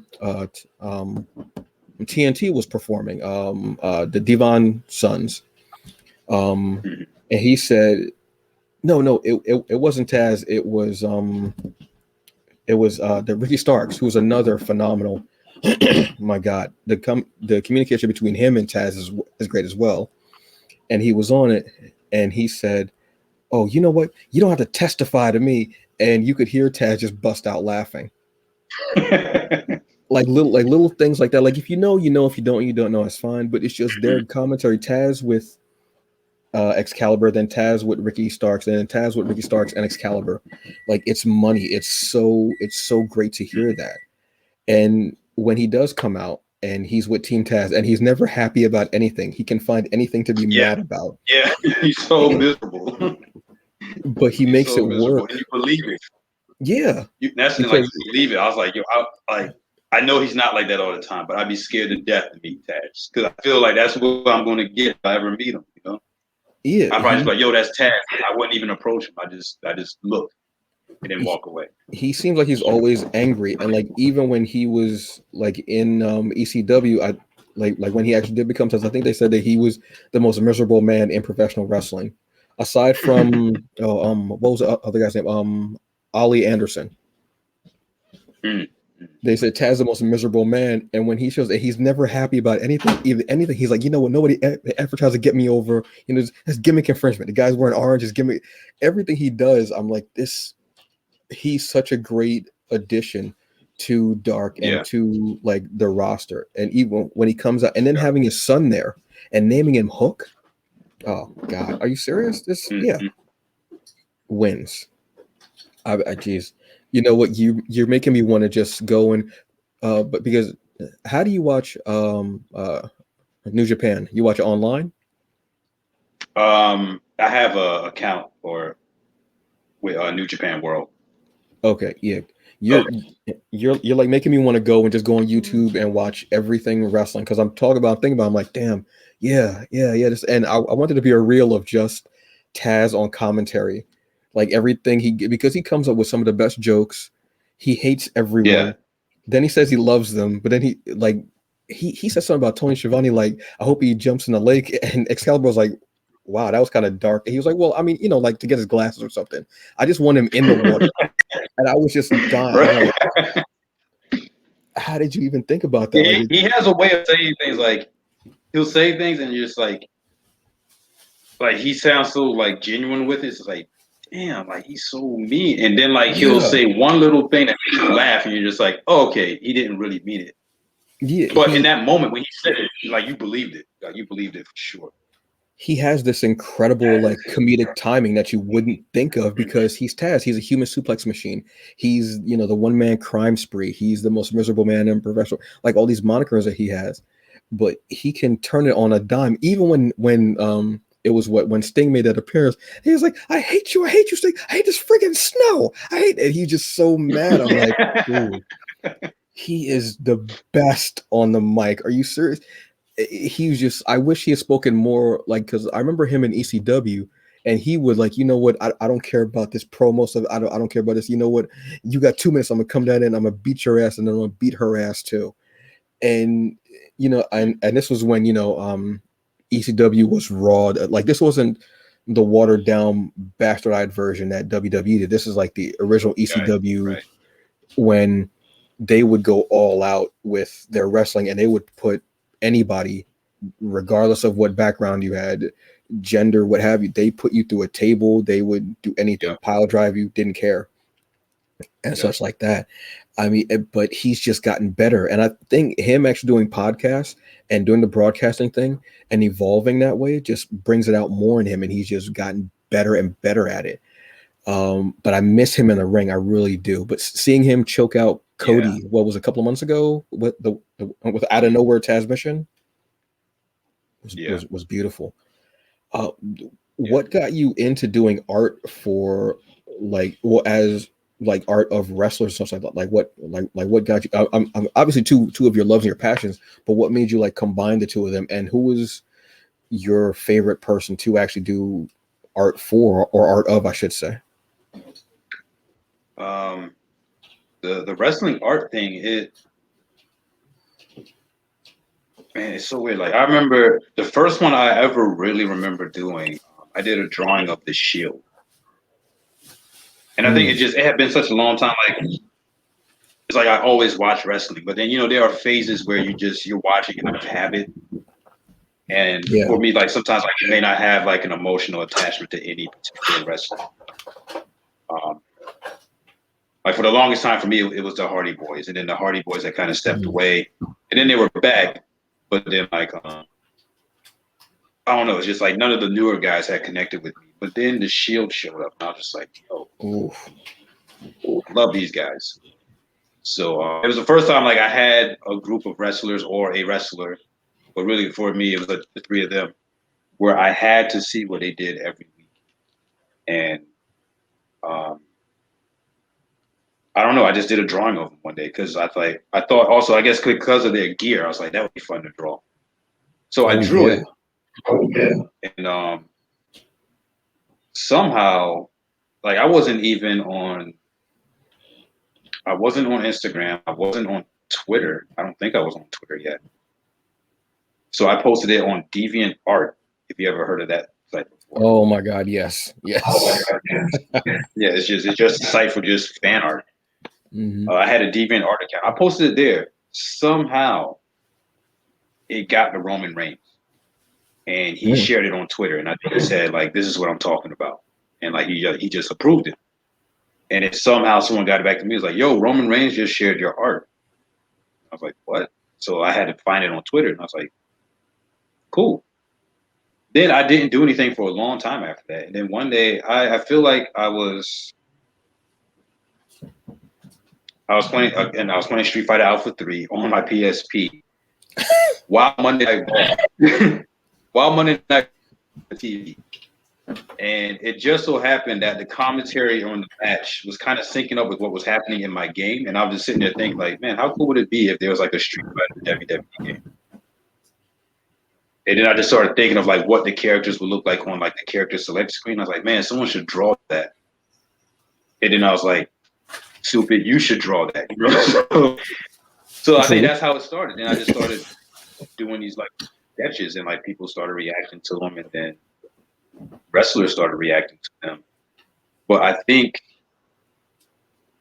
it was a lot of the NXT wrestlers that was starting to share it first, because I think like NXT wrestlers, like they probably aren't seeing as much fan art of themselves as the main roster guys are. Mm-hmm. So when they would see it, they would share it immediately. I feel like it was probably like Johnny Gargano and Ciampa maybe shared some, and Ember Moon might have shared some. I know Dakota Kai shares a lot of it. But yeah, that's kind of how it started. One day I just had this realization. I think I said it earlier. I was like, man, I've always played wrestling games and fighting games. Like I should maybe try to combine the two of those and just have some fun with it. Plus, at the time, I'm sure we'll get into this later on, but the Blackguard webcomic that I've been working on with my brother, we were trying to pitch that as an animation short. So with that, there wasn't really much for me as an artist to do because all the character designs had already been done. All you had to do was just look at the images of the comic. So wrestling art was just something for me to do during my downtime, because I was like, well, I got all this downtime now while they're working on the script for animation. So that's kind of where it started. And then I did not expect wrestlers to start sharing it as much as they did. And now it's sort of become like its own little thing. But that's how I vaguely remember it starting. It's just a weird chain of events. I never planned it.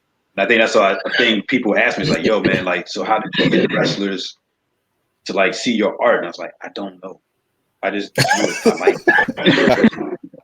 Like, I wish I had like this map or like a 5-stage plan on how to do it. I was like, I don't remember how I did it. I just drew it because like that's my advice I give to a lot of artists. Man, I was like, man, this draw was fun.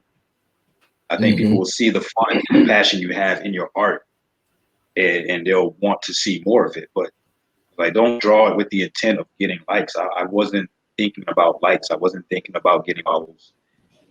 I tagged a wrestler, and I tagged the wrestler just out of respect. I was like, well, if I'm going to draw you, I feel like I should at least let you know, hey, I did this drawing of you. Right. But I never once thought that they would see it, and then would share it, and then, would eventually follow me. And then even some of them have asked me to do artwork for them. Like, I had no plans for any of that. I just kind of listened to my gut on what it is I wanted to draw, and here I am. Yeah, but it's awesome work, and it's great to see like you acknowledging them, and they appreciate that, and then them acknowledging you by sharing it. I think that's great. That's that's a lovely kind of circle of support, I guess is the way to say it, because you might even be opening up somebody up Yeah. who is into wrestling who doesn't know this wrestler or that wrestler, and you're opening them Mhm. up and they're seeing it and they're like, oh, okay, then they start checking out that wrestler. Then maybe they might start, watching more of their matches, rooting for them, buying their merch, and then coming back to you and maybe commission you, and just a nice little leveling up of everyone there. I mean, that's a great way to do it, on both sides. And Mhm. I just, yeah, I'm trying. I think the Shield may have been like the first thing that I saw from you. Like, I think that because that seems kind of familiar, because I remember like seeing that. Yeah, I think that might be the first one. But I mean, you've done so many at this point that whenever a new one pops up, I always get excited because I'm like, all right, cool. And I love seeing like how you do it, like a work in progress, and you show the steps of how you got into Mhm. it, and or when you like mix promotions, or when you mix your own characters into these pictures Yeah. as well. Like, oh well, I would love to see this match or this match, because you actually brought up Blackguard, and you do have the short is on the YouTube, correct? I want to Yeah. say I watched it. Yes. Okay. Tell us about Blackguard. I don't know when this became an actual So, interview and not a conversation. I don't, because I'm horrible at interviews, but I just like having conversations. But tell us about Blackguard, please. yeah. So Blackguard, it was originally like just it really was just like a random idea. Again, this goes back to what I was saying about the wrestling art. I think my brother and I we had something of an idea and we just kind of ran with it. But I'll never forget, man, like it was in our previous apartment. He and I we were both in the kitchen and we just started spitballing this idea. We're just like, yo, man, imagine if there was a team of superheroes, but they were all black and a monster was attacking the town and the reporter went to go, get the shot. It's like I gotta tell the story. And, most superheroes they would be like, nah, man, like you can't. They try to keep it from safety. And I was like, imagine if you had a black superheroes who were so the best way to say it, like they were so black, they were just like, nah, man, we're not going over there, and we're not going to stop you either. So if you die, that's on you. And that was the joke. It's just like like we don't run for danger, man. Like we see something popping off, we're like, yo, what's going on over there? We'll look from afar, Mhm, but we're not going exactly. to run. So that became the joke, and like we just kept coming up with joke after joke after joke. And I was like, man, like we've been wanting to do a comic. My brother had just graduated from Clemson. He came down to Savannah. We were living together, and we said we want to do a comic. He's like, yo, we should just do this for fun before we actually start our real comic. So from there, like, I mean, not even a week later, I was sketching out the characters, and he was actually starting to write out the story. And we started them out as little strips. And the more we started doing the strips, the more the story started to come together. But it kind of graduated. It went from let's do an action comedy about an all black superhero team that doesn't really want to be superheroes. And just kind of use like the whole black sitcom formula of just them cracking jokes and not taking the situation seriously at all. And then it kind of graduated from that until like because like we started thinking like we would be more universal. Like not saying we want to escape the black, but it was like okay. Right. I noticed whenever we say like yeah, it's an all black superhero team, black people would be like, oh man, that's dope. And then white people or people outside of the black race would be like, oh cool, so it's for black people. And it's like, oh no, you can watch it too. It just so happens to be about an all black superhero team. So then we kind of dropped that. It's like it's about a dysfunctional superhero team. Now everybody reacts. It's like, oh, that sounds like fun. It's like, yeah, they just so happen to be all black. But it became more about a dysfunctional superhero team, and it's a group of people. It's a group of characters who aren't necessarily the best people for the job, but they end up getting the job anyway. And the way I always saw Blackguard was I wanted it to be to a point where, like, when like the Justice League show up and it's like, oh, thank God the Justice League are here. Yeah. Yeah, for me, as when the black guard show up, I wanted to be like back to our previous conversation, like, oh no, not these guys, Mm-hmm. and like, because like, they could potentially save the world, or not. I won't save the world. They could potentially help the situation, or they could potentially and most likely make it much worse. And to me, I've always found that side of story or superheroes more interesting. I mean, don't get me wrong, I love the Avengers, but every time I watch the Avengers, I was like, yo, imagine if one of them just did something wrong and something up, and it caused like Exactly. all that damage. And I was like, I mean, the truth is, like, I mean, they actually do touch on that, and I know they touched on that in Civil War. But to me, it's like that's what the Black Guard do all the time. Like they're reckless. Um, they run headfirst into things, and because they're all also former villains, their moral compass isn't exactly pure. Mm-hmm. So, if someone's in danger, that their first thought isn't like, "Oh my God, I need to save that person." Their first thought is, "Who's the target? Let's take out the target." And their leader, Mercer, will be like, "Oh yeah, get to save the civilians." It's like, man, we gotta save the civilians too. Come on, man, like, we already fighting monsters. And you want us to save civilians? Yeah, like, oh man. that was that's pretty much the whole premise of it.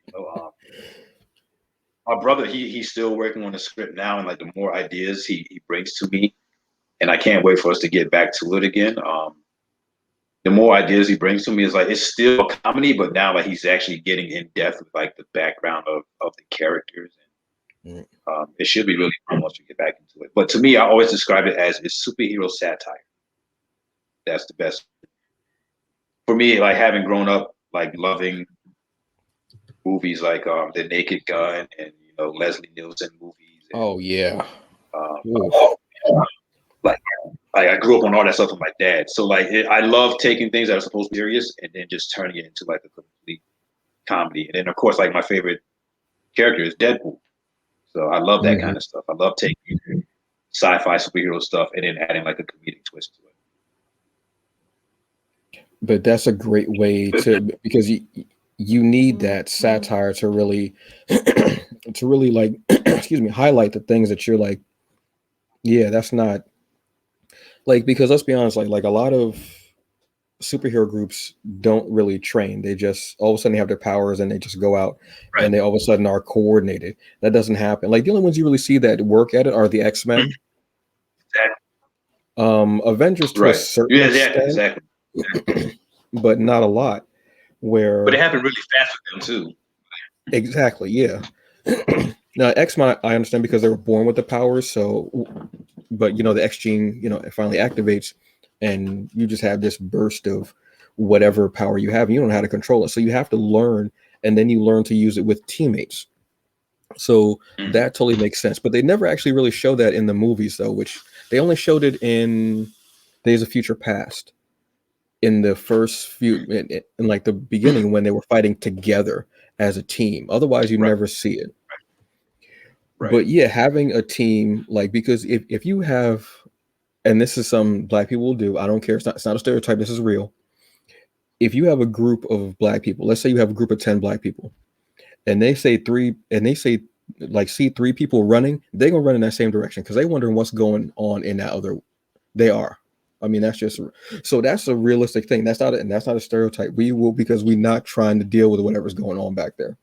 Right. We know Right. it's not for us. Right. It's just not. So having a team that's their thought, like, yo, why is everybody running up? No, I know, but we're here to save everybody. I mean, yeah, but damn that. I mean, there's like Right.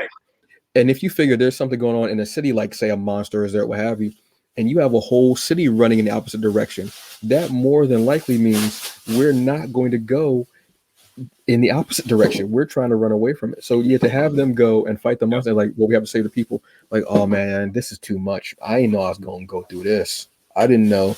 Right. If I'd known that, then I would have called that was out. my thought process. That was always my thought process too. I think there was one of the earlier strips we did, and like I said, like it's something to the effect of, "Oh man, we got to save the civilians." It's like any civilian that runs towards danger, obvious danger, is like, I think they deserve to die. I'm not going to save them. Like that was their whole attitude. And I was like, Yeah, and exactly. like if I was in that position, I'd be like, yo, you saw a monster shooting flames out of his mouth and you wanted to check it out? Yeah, Okay, that's on you. yeah. I mean, you're a grown man. You've made that choice. Like, I'm going Exactly. to try and take it out.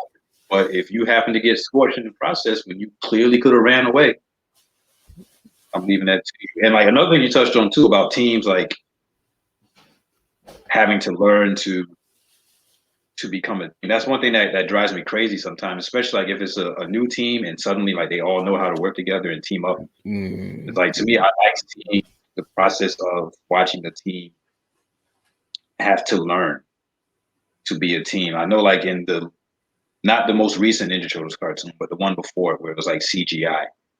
They did a whole episode where like the turtles were fighting and like they kept hitting each other with their weapons because they weren't used to fighting alongside each other yet. And I was like, I like that. I feel like, especially like for teenagers, like yeah, they should be struggling on how to fight as a group. They should definitely. Of course, I understand like it's a TV series, so you have way more time to develop the story. Mm-hmm. But I like little things like that. And my favorite movie of all time is like the '90s Ninja Turtles movie, the first one. Yes. And yes, one of the things I love about it, and like I didn't realize this until I was older. Technically, they didn't win. Like the Turtles, I mean Splinter won, No. but technically the Turtles didn't win. Like Shredder showed up and he whooped all the asses, and Leonardo was going to die until Splinter showed up. And I was like, yeah, teenagers shouldn't just learn how to show up and like fight a ninja master off the bat. And I Exactly. like the fact that they could and that their father had to say. To me, that's just real. Yeah, because I mean, regardless of what they were with turtles, human beings, whatever, yeah, teenagers shouldn't have been showing up. First of all, teenagers shouldn't have been playing with all the edge weapons and stuff like that, but I'm gonna let that go too. Because they were already living in the sewer. So I mean, what have you. But yeah, that's like that drives me nuts with it's always bothered me with the X-Men movies because that was one of the biggest things with the X-Men is the danger room. The danger room. That was their big they didn't show the danger room until X3. Yeah. And that was like one of maybe three things about that movie that I was okay with. Everything else I just didn't really care for. But it was one of Same. those things. And like you have to learn like Avengers, I'll actually give them a bit because when they did fight on the helicarrier in the first Avenger movie, Hulk lost it. Thor fell to the ground in the Hulk prison. Iron Man was Right. getting beat up by that engine, and and Cap didn't really. That engine tore him up. That engine was scuffing him up for real, and Cap was still stuck in that old mindset because you could see he wasn't even aiming his gun; he was just shooting it. He was even aiming. Yeah, yeah. You know what I mean?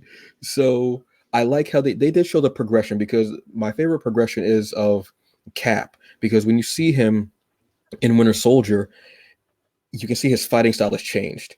He's more adept to what's happening. And he even remarks of, oh, I'm trying to catch up on all the stuff. And he has a little ledger that he's writing everything down. And seeing him with the different suit and his fighting style has changed and he's more adept. He's learning to control his anger, his strength and letting it go, knowing how hard to kick someone because he was kicking the hell out of those cats on that ship at first. Like when you can hear a human body hit that steel and it goes dong, you hit it hard as hell. Something is broken. You got some internal damage going on you for real. So I liked seeing that. And then when you see them actually starting to fight together, it makes a little more sense. But still, I would like to see them do training. But you know what? They did actually touch on the training in Civil War because when they had the new Avengers, they did talk about, okay, it's time to train. And they had, Vision was there and every. No. This was Age of Ultron. No, when was Scarlet Witch was Civil War? No. Scarlet Witch was Age of Ultron. Yeah, Scarlet Witch was Age of Ultron. That's when he showed up. Yeah, so this was like, and they started showing that new team, and he almost says Avengers Assemble. Yeah. He doesn't say it just yet. So you actually do get that, that training. But a lot of times you don't see it. You don't see them learning to do it together.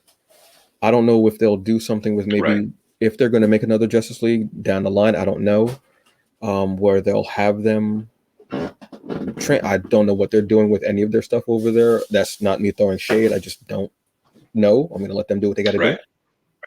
Fine, but maybe they can because they weren't really fighting all that well together.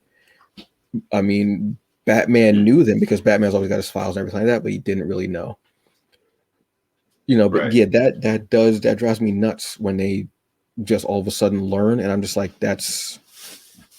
I don't know how unless you have detailed files and your powers can do this if you go this way. If they have somebody maybe like coordinating them, saying your powers do this, and like syncing them up as a team, I can understand that. But without that or some type of training, and they're just able to sync automatically and fight, I don't. It just loses me. It honestly does. It's funny, like now that you say all that too, I just realized like that's one of the elements that was missing in the X-Men movies. I mean, you're talking about like the Danger Room and everything. Like I'm thinking back on the first movie. You didn't really have like a team fight. Like they all kind of just had individual fights, and I've been going back and watching the cartoon on Disney Plus, and I was like, this is what I missed. Like I think the episode with Juggernaut, I think Colossus tried to fight him, and he got handled. Wolverine and Jubilee tried to fight him, they got handled. And then Cyclops showed up, and he's like, we can take him out, but it's going to take a plan for once. He just kind of looked at everybody like, y'all going to follow me? And then they came together as a team and took him out. And it's like, that's what you love about X-Men, is seeing them come together as a team. Because that's always been their thing, is being fighting together as a team. The animated series, if you look at all the movies, the only time they really do any type of team, like I said, is Days of Future Past, and in X3, they do the fastball move. Yeah. But other than that, if you watch those movies, there's a bunch of like one-on-one fights. There's not really any team fighting. There isn't. And I've noticed it's one of the, there are other things that can irk you about those movies, unfortunately. But that was what the thing that really hit me was that's the two biggest things that you have to have in an X-Men movie are Cerebro and the Danger Room. Those are the two biggest, those are two iconic, and the Blackbird coming out of the basketball court. They had 2 out of 3. Because you have to have that scene. You ever play the X-Men Legends game back in the day? Absolutely. Yep. Like that game captured what it was like to be X-Men, especially like in the whole scheme of teaming up, because certain characters' powers just worked together, and like it made you feel like you were an X-Men. Like popping someone in the air with Jean Grey's telekinesis, freezing them with Iceman's powers, and then blasting them with Cyclops' optic blast. Like seeing all those powers come together, it's like that's what the movies were. Yeah, those games were perfect, and it would even name the move too. Like if you use 2 moves together, like it would actually, the name of it would pop up. And if you had certain characters together on a team, like you unlock certain achievements. And if you use those moves together, and they work perfectly. Those games I played all of the X-Men Legends, the Marvel Legends. I played them all. I think I actually have the Marvel Legends games for my Xbox 360, which I still have. Because those games were just so much fun, because you could have this entire roster. You can switch in between. It's not like how Marvel's Avengers is for the PS4 and PS5. It's not like that, where you pick a character, you don't get to switch in between, and you don't really fight. Like your moves don't really sync up. Where in those games, their moves would sync up, and it was perfect to do. Like those games were if they would bring that back, I think they actually made it for the Twitch. I think they made a new version for the Twitch. They did, yeah. They made like a Ultimate Alliance 2 or 3, or I know, because I had like a much more updated roster. Like Miles Morales is in it. Yeah.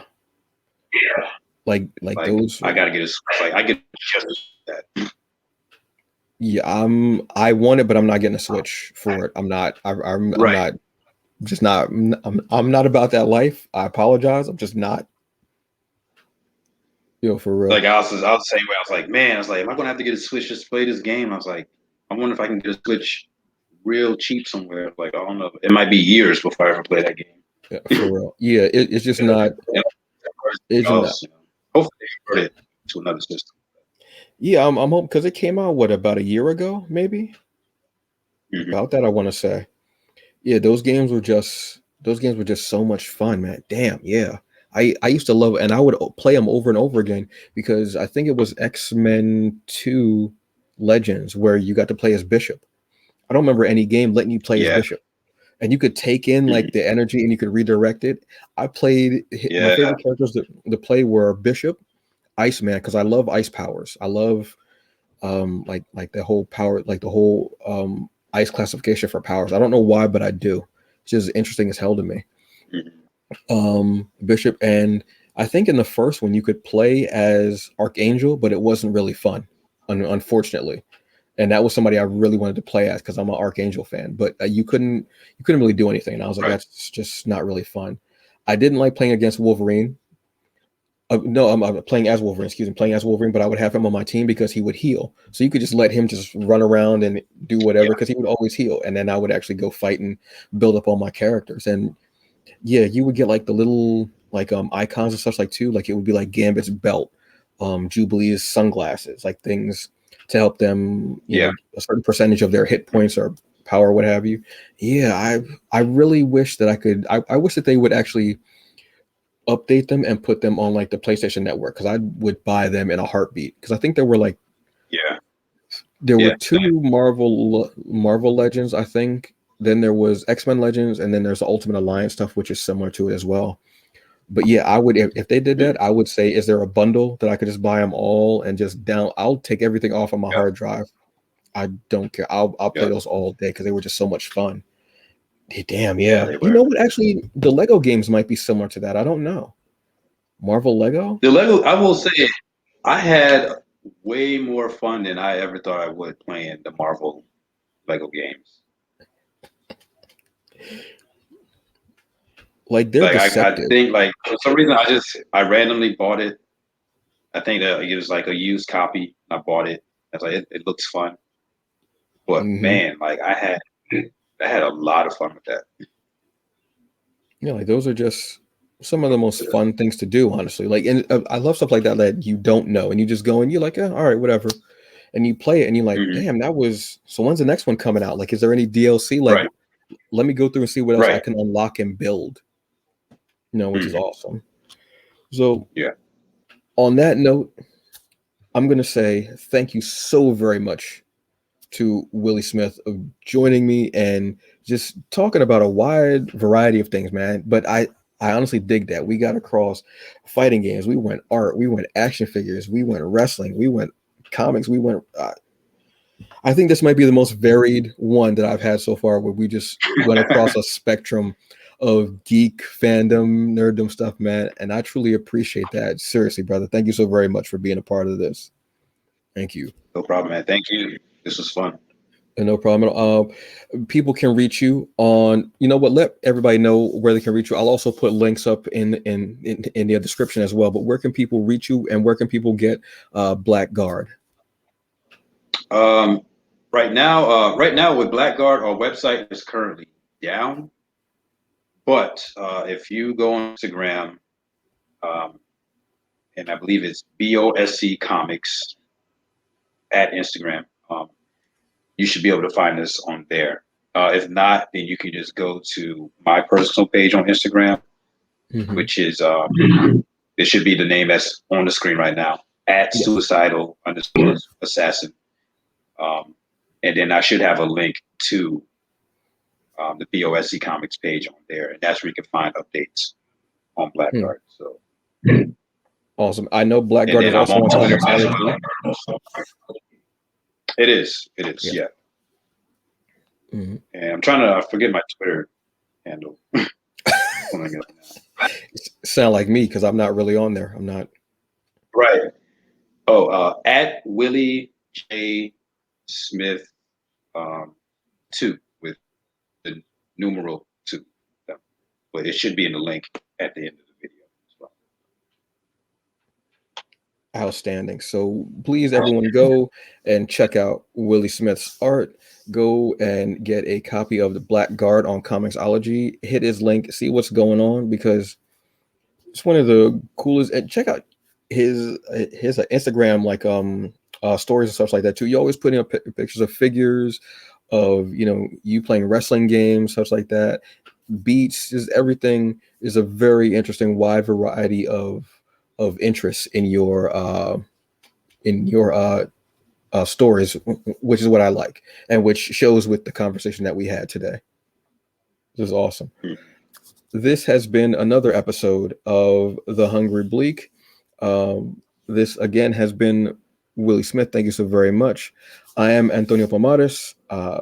Everyone, have a good day and always do the best you can with what you got, because that's all you get. Basically, that's it. Everyone, have a good day. Enjoy the rest of it. Eat something tasty too, please. All right, everyone. Peace.